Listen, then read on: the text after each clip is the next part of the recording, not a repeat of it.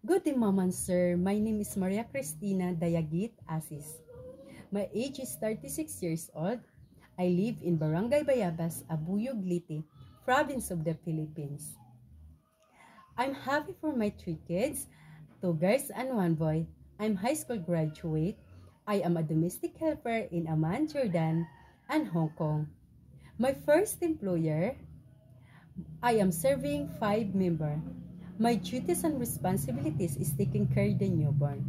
If the baby is still sleeping with my madam, I am cooking for breakfast and cleaning, ironing, washing clothes. Sometimes I go to supermarket.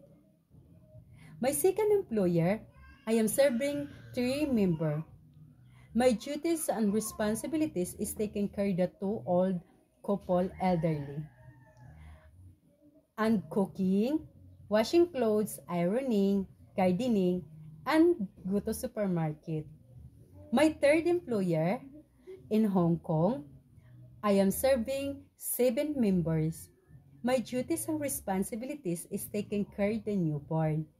If the baby is still sleeping with my madam, I am cooking for breakfast and cleaning, washing clothes, ironing, and marketing.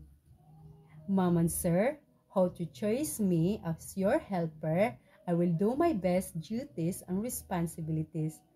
Thank you. Have a nice day.